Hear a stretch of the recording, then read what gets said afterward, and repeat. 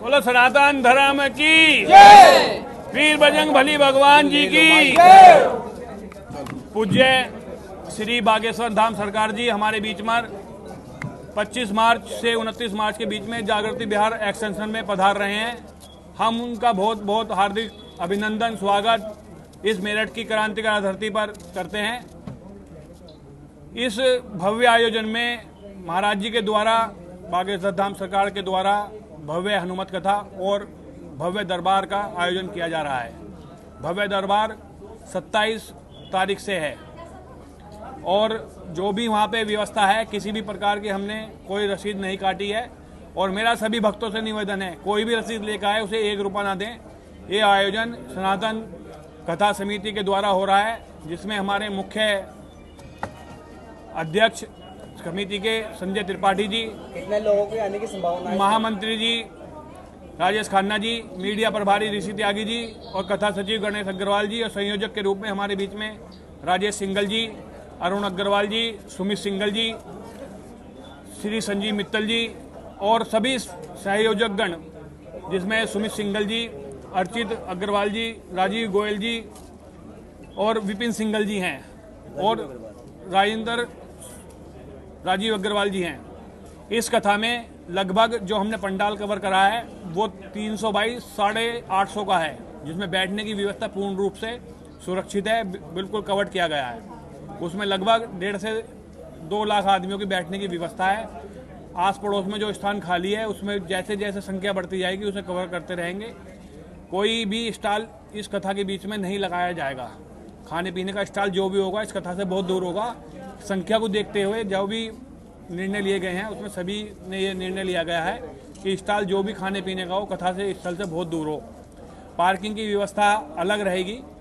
इसमें जो जो मुख्य रूप से हमारे बीच में जिनकी हमें स्वीकृति मिल चुकी है उसमें उप मुख्यमंत्री ब्रजेश पाठक जी, केशव प्रसाद मौर्य जी, हमारे मंत्रियों में नंदगोपाल नंदी जी, कपिल देव अग्रवाल जी और हमारे मुख्य रूप से जो इस कथा के प्रेरणा स्रोत हैं श्री मनोज तिवारी जी, सांसद दिल्ली उपस्थित रहेंगे।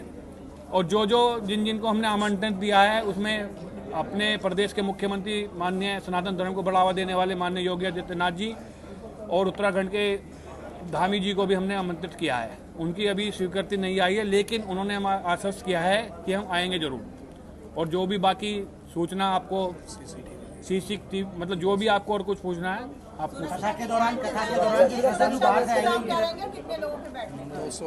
हमारे पूरे पंडाल में हमने जो पूरे पंडाल में 20 से लेकर 25 एलईडी लगवाई हैं और सभी एलईडीओं का एक कंट्रोल रूम बनवाया गया है, जिससे हमें ये पता लगता रहे कि क्या क्या व्यवस्था चल रही है। उसी में करीब करीब 300 सीसीटीवी कैमरे उन एलईडीओ से अलग हैं। जो उनके तरफ से बागेश्वर धाम सरकार की तरफ से व्यवस्था है उसमें उनके 100 पर्सनल बॉडीगार्ड से अलग बाउंसर बॉडीगार्ड अलग हैं। उनके जो 100 बाउंसर अलग हैं जो विभिन्न क्षेत्रों में उनके द्वारा जो उनसे कनेक्टेड रहते हैं, वे तैनात रहते हैं। उसके हर पहलू को हमने कल एसएसपी साहब आए थे मौके पर, तो हमने हर पहलू को बारीकी से समझ लिया है और जो भी उचित व्यवस्था, अच्छी से अच्छी व्यवस्था हम अपने कथा सुनने वाले भक्तों को, सनातन धर्मियों को दे पाएंगे, उसका हम अच्छे से अच्छा प्रयास करेंगे। मैं बार बार ये दोहराना चाह रहा हूँ कि कोई किसी भी प्रकार की रसीद कोई लेकर आए तो उससे ना कटवाएं। जिले के बाहर से जो चाहे रुकने की क्या व्यवस्था है? इस तरीके से जो बनाया गया और कितने लोगों के बैठने की व्यवस्था? हमने अभी फिलहाल जो पंडाल बनाया 300 बाई 850 का है, उसमें 1.5 लाख तक की व्यवस्था बैठने की है। और जो जैसे जैसे भक्त बढ़ेंगे तो साथ के साथ एक्सटेंशन करवाने के लिए हमने वहाँ पे सामान रख रखा है। अच्छा, लोग संपर्क भी कर रहे होंगे, क्या लग रहा है कितने लोग आएंगे? खाली मेरठ आप देख रहे पूरे दूर दूर से कई पूरे प्रदेश से फोन आ रहे हैं, बहुत बुरी स्थिति है। राजस्थान से भी हमारे जो लगे हुई सीमाएं हैं उनसे भी, हरियाणा से भी कई ऐसी महिलाओं के भी फोन आ रहे हैं जो ये कह रहे हैं कि हमें सेवा का मौका दो और हमें किसी सेवा में लगा लो। लेकिन हम सेवा उन्हीं के लिए जो हमारे मतलब जिनको हम बहुत भली भांति परिचित हैं उनको ही सेवा में लगाएंगे। जो उनसे वो भी जिसकी जो बागेश्वर धाम सरकार के जो आयोजक मंडल हैं वो हमसे वो परमिशन देंगे, हम उन्हें ही वो करेंगे उसमें लगाएं। सुरक्षा को लेकर कैसे इंतजाम रहेंगे? इतनी भीड़ आई, कैसे कंट्रोल आप लोग करेंगे?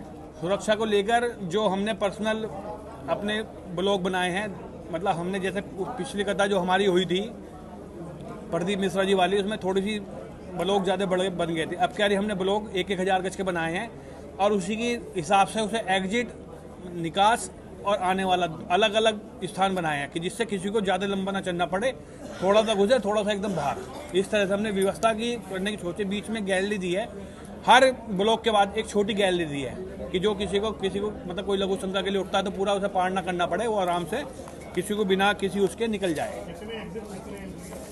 ये करीब पूरे पंडाल में 30 से ज़्यादा एग्जिट पॉइंट बनेंगे। अभी आपने बताया कि धीरेन्द्र छात्र के साथ 100 अपने निजी आ रहे हैं,